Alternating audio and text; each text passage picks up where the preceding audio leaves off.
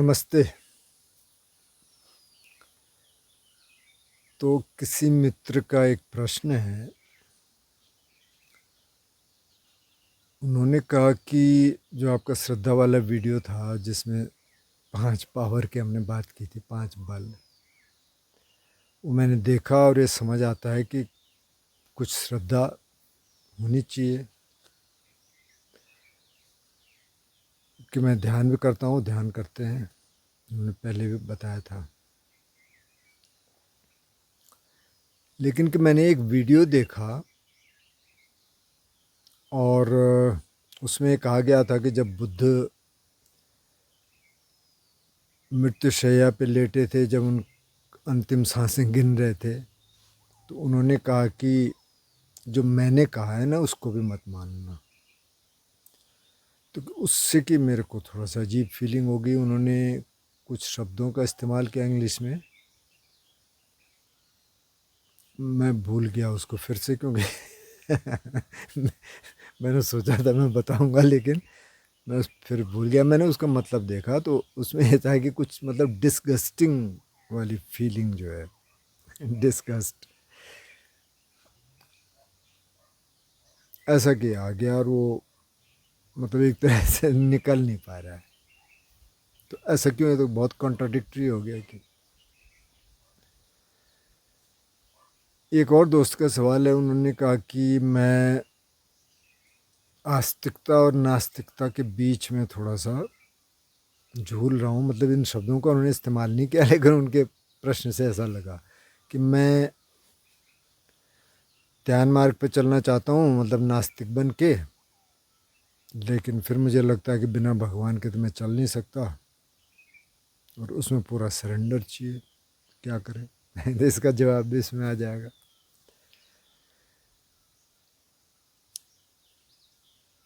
तो पहले तो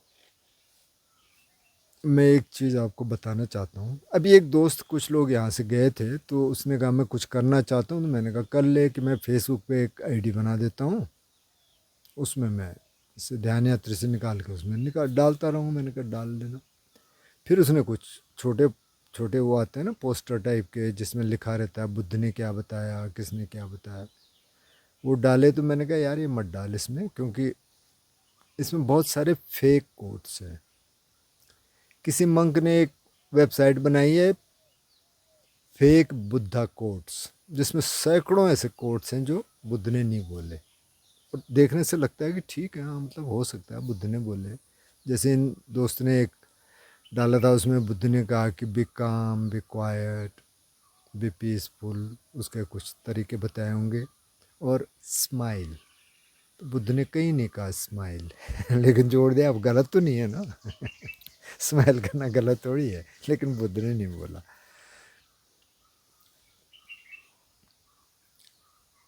ये टीचिंग अभी आने लगी, मतलब 60s से थोड़ा बहुत ट्रांसलेशन शुरू हुए, फिर 70s 80s में। पहले तो भिक्षु भी पता नहीं क्या क्या बोलते थे, और अभी भी क्या क्या बोलते हैं। जैसे एक बुद्ध की कहानी है ना, जो सबने सुनी होगी, वो कि 28 साल के हो गए थे बुद्ध, और वो टाउन में निकले और उन्होंने देखा एक मरा हुआ आदमी, और अपने सारथी चन्ना से पूछा भैया ये क्या? बोले जी मर गया ये। बोले मर गया मतलब? बोले सब मरते हैं जी। बोले मैं भी मरूंगा। बोले हाँ। अच्छा मेरा बच्चा भी मरेगा? वो उसी समय हुआ था। बोले सब मरेंगे जी। फिर वो एक बूढ़े आदमी को देखते हैं, वो कि ये क्या है? बोले बूढ़े हैं जी। अच्छा जी ये क्या होता है? बोले सबको बूढ़ा होना होता है। अच्छा जी। फिर वो एक उसको देखते हैं, मिंडिकेंट को, और उससे पहले एक बीमार आदमी को देखते हैं। बोले क्या है? बोले बीमार है। फिर एक मिंडिकेंट मतलब एक फ़कीर या साधु को, बोले ये क्या है? बोले ये सत्य की खोज में निकला है। और सब उसको मानते हैं, और भिक्षु भी इस कहानी को सुनाते हैं। अगर किसी में थोड़ी सी कॉमन सेंस होगी तो सोचेगा यार 28 साल तक क्या कैद कर रखा था इसको कहीं? कैद तो नहीं था ना।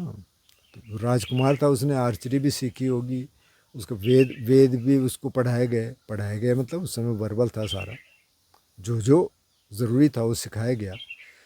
उसने किसी को बूढ़ा होते हुए नहीं देखा होगा 28 साल तक, या कोई मरा नहीं होगा उस फैमिली में कहीं नहीं। तो ये कहानी है। ये कहानी कहाँ से आई?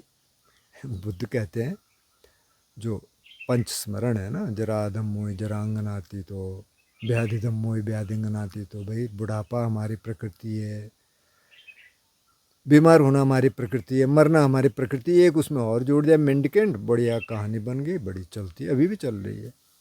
कहीं पाली कैनन में नहीं है, हो नहीं सकती भाई। अगर थोड़ा सा कॉमन सेंस होगा तो ये होगा 28 साल का राजकुमार, वो पूछ रहा है कि क्या अच्छा मरना, अच्छा मरते हैं लोग।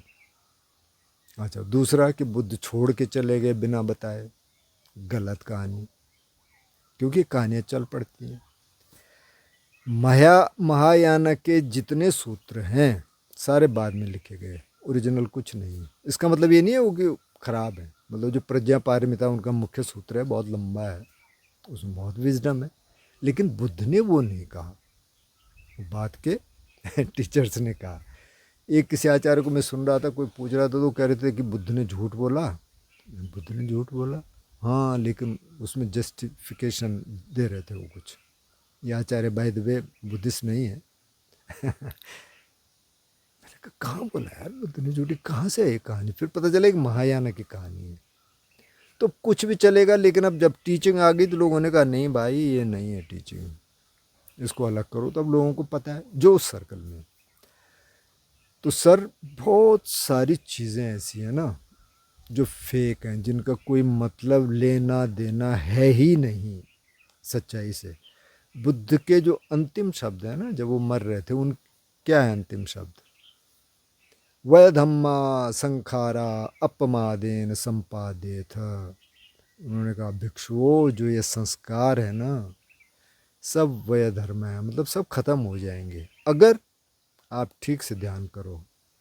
अपमादेन संपादेथ, प्रमादी मत होना, बिल्कुल आलसी मत होना, नेग्लिजेंस मत करना, ठीक से अलर्ट होके आप ध्यान करते रहना, सब खत्म हो जाएंगे, सब इनलाइटेंड हो जाएंगे।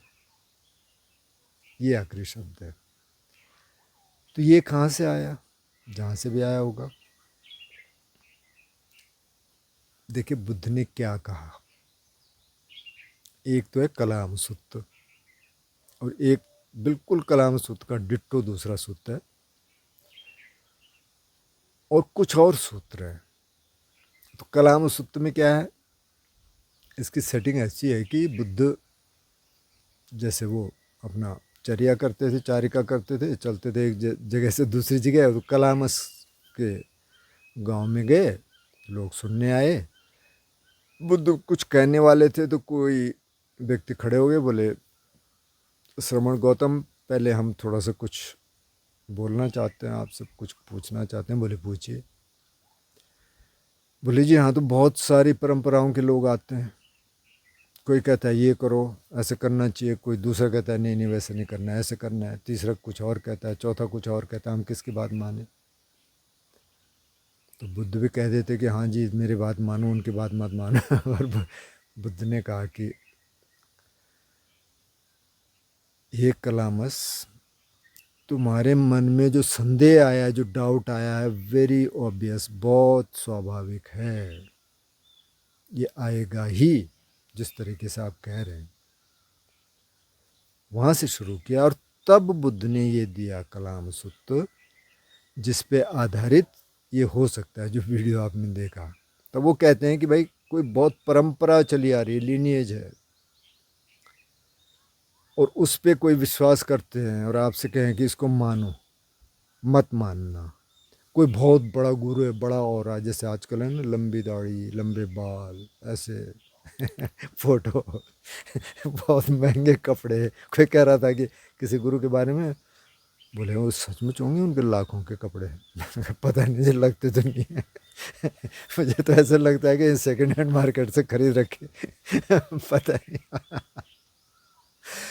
बोले नहीं नहीं यार, वो कोई कह रहा था कि लाखों के होते हैं उनके कपड़े। मैंने हो सकता है भाई। मेरे को तो ऐसा कुछ लगा नहीं। एनीवे, तो ऐसे कोई और वाला है कुछ कह रहा है, मत मानना उसकी बात। कोई तुम्हारा गुरु है, बोले नहीं मेरा गुरु है जी, मैं तो बस इनकी बात माननी पड़ेगी, मत मानना। कोई बहुत लोग कह रहे हैं कि अरे बिल्कुल ये तो होता ही है, जा रहे हैं आश्रम में, जा रहे हैं, मत मानना। कोई धर्म पुस्तक में लिखा हुआ है, उस समय लिखा नहीं था, वर्बल था, तो कोई कह रहा है, मत मानना। सुनी सुनाई बात, कोई कह रहा हाँ नहीं नहीं हमने वहाँ से सुना, वहाँ से सुना, वहाँ से, मत मानना। जितने जितने तरीके हो सकते हैं ना, उन्होंने कहा मत मानना। सब देख रहे हैं बुद्ध के बोल क्या रहे हैं? बोले जब आपने किसी की बात सुनी तो पहले दो कसौटी पे उसको जांच के देख लेना। एक, इस प्रैक्टिस को करने से मेरा नुकसान तो नहीं होगा। अब कोई उधर से आया फ़कीरों कह के आप तो मई जून के जैसे आजकल यहाँ भी थोड़ी बहुत गर्मी हो गई कि तुम खड़े रहना 4 घंटे, सारे पाप तुम्हारे कटते रहेंगे। ऐसे में पाप क्या कटेंगे? हीट स्ट्रोक हो जाएगा उसको, तो नुकसान है ना। तो कि अगर आपको नुकसान है मत करना, अगर आपको नुकसान नहीं है माना, फिर दूसरी शर्त ये है, ये देखना किसी और का नुकसान तो नहीं है, अगर है उसको मत करना। अगर इस दोनों का जवाब ना है कि मेरे को भी कोई नुकसान नहीं है, किसी को भी नहीं है, आप करो उस काम को। और फिर उनसे सवाल पूछते हैं, बोलते हैं क्या हिंसा करना ठीक है? बोले नहीं श्रवण गौतम। तो बोले हिंसा नहीं करनी चाहिए। क्या चोरी करना ठीक है? बोले नहीं। तो फिर चोरी नहीं करनी चाहिए, फिर व्यभिचार नहीं करना चाहिए, फिर झूठ नहीं बोलना चाहिए, फिर बैक बाइटिंग नहीं करनी चाहिए, फिर कठोर भाषा का प्रयोग नहीं करना चाहिए, फिर गपबाजी नहीं करनी चाहिए फालतू की, फिर क्रूएलिटी नहीं करनी चाहिए, क्रूरता नहीं करनी चाहिए, फिर विषम लोभ नहीं करना चाहिए। मतलब पहले उनसे पूछते हैं करना चाहिए, मतलब ये ठीक है? बोले नहीं ठीक है। तो ये जो 10 क्रियावत है, विषम लोभ का मतलब जिसमें ग्रीड भी आ गया, दूसरे की चीज़ को अपना बनाने का भाव भी आ गया, उसमें लस्ट भी आ गया, और एक राइट व्यू कहते हैं कि कर्म का फल होता है। तो उन्होंने कहा अगर आप ये सब न करें तो आप अच्छा काम करेंगे। बोले हाँ बनते जी। और फिर उनको मैत्री की साधना सिखाते हैं कि बोले मैत्री दो, पूरब में, पश्चिम में, उत्तर में, दक्षिण में, ऊपर नीचे, बिल्कुल इमेजिन करो कि अनंत तक आपके ये शब्द जा रहे हैं, आपकी ये वाइब्रेशन जा रही हैं कि सबका भला हो, सबका मंगल हो, सबका कल्याण हो। उनको ये सिखाया, यहाँ से आता है। तो उनको क्यों कहा कि ये नहीं करना? क्योंकि उन पर तो डाउट था पहले से। अब ये कहते हैं कि नहीं जो मैं कह रहा हूँ उसको सुन लो, तो वो तो सुनते ही नहीं। ऐसी एक और भी सूत्र है, बिल्कुल डिट्टो है, उसकी सेटिंग शुरू में अलग है, बाकी सारा का सारा वैसी है। तो वहाँ बुद्ध कह रहे हैं, तो उसमें बुद्ध भी शामिल हो गए। वो कह रहे हैं कि जो परंपरा चली आ रही है उसको मत मानो। तो कह क्या रहे हैं?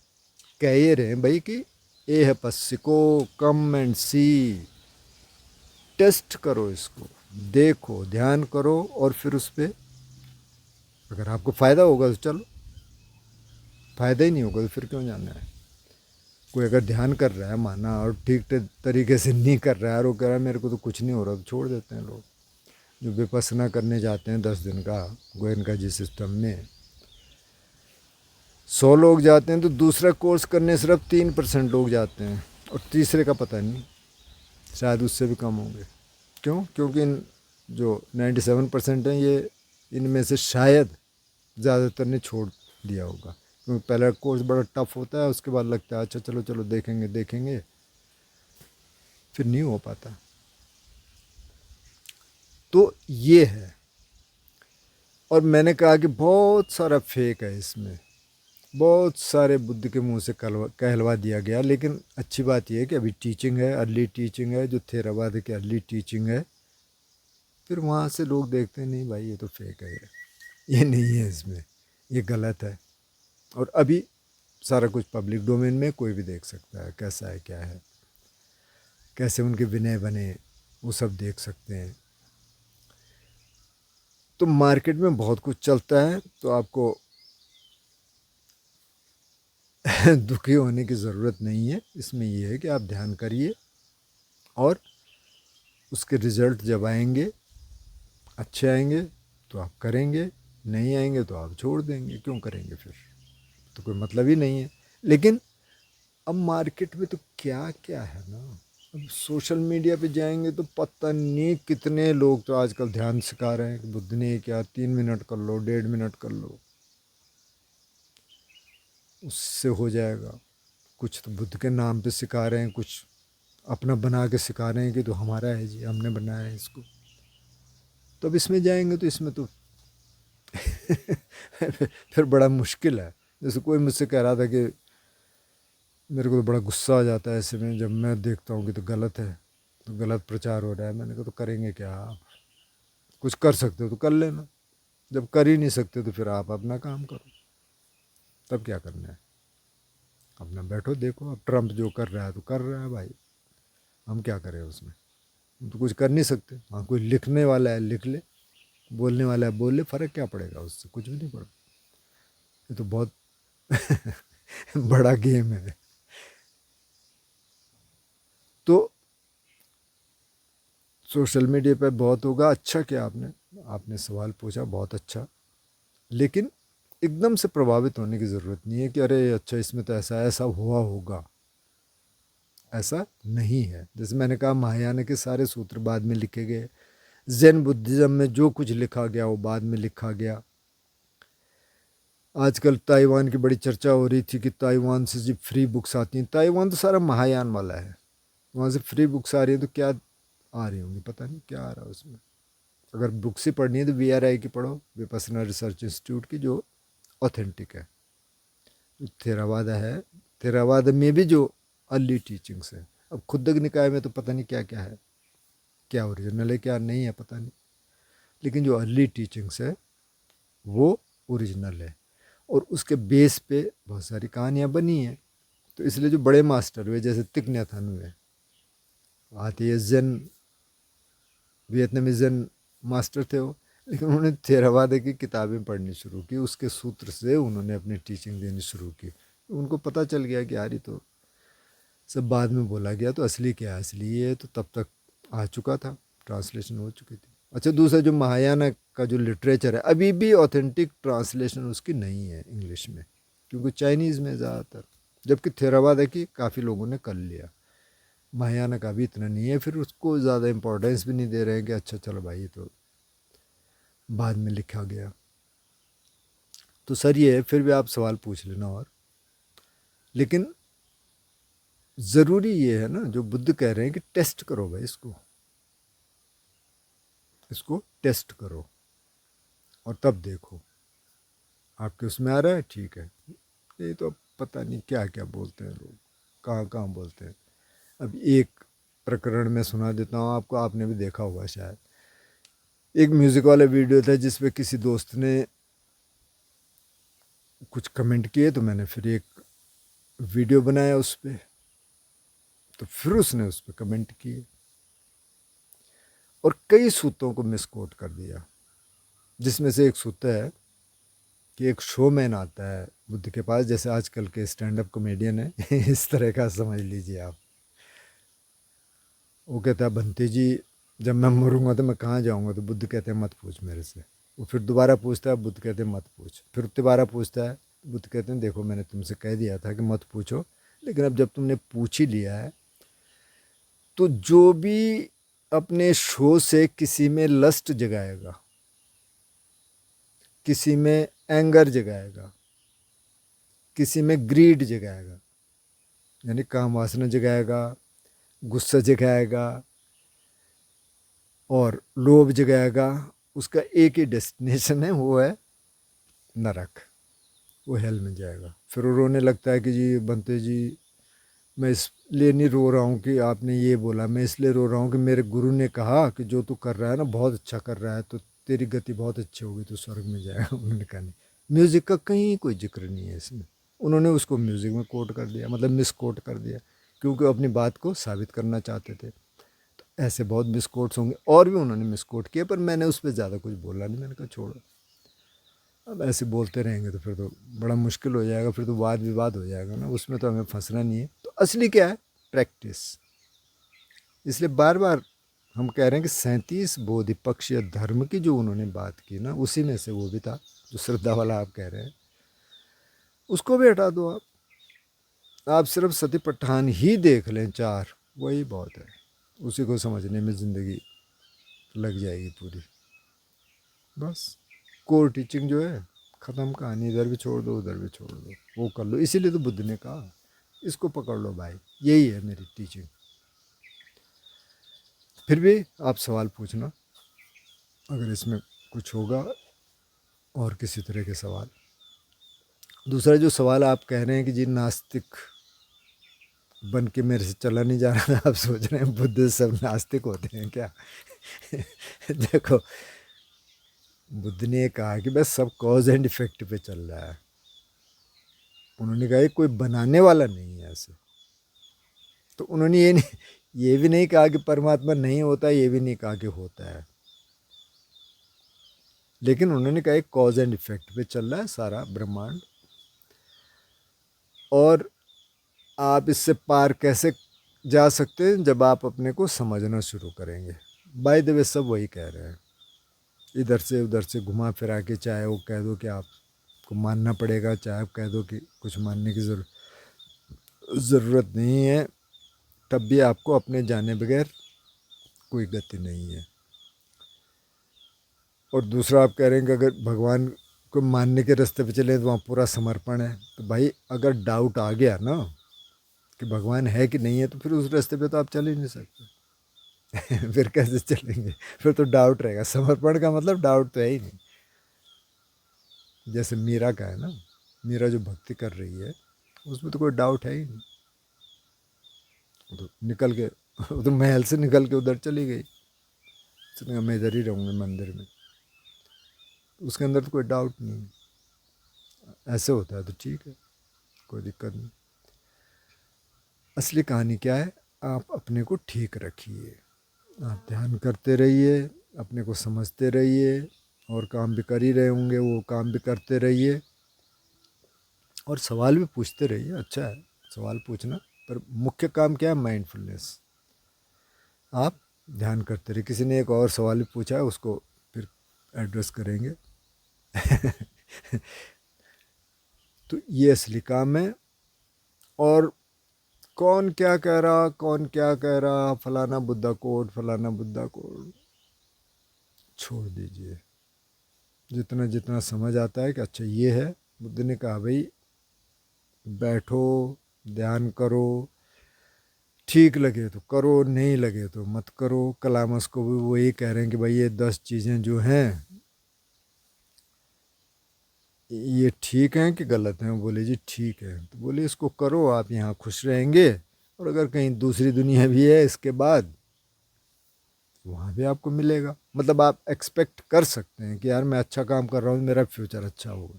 चलो अगली दुनिया को भी छोड़ दो, अभी की बात कर लेते हैं।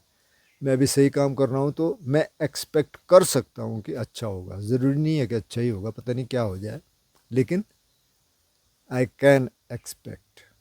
और जब मैं अच्छा ही काम नहीं कर रहा हूँ तो मैं एक्सपेक्ट कर ही नहीं सकता। फिर अगर मैं पेड़ लगा रहा हूँ आम का, तो मैं एक्सपेक्ट कर सकता हूँ कि भाई 4-5 साल में इसमें फल लगेंगे। ज़रूरी तो है नहीं।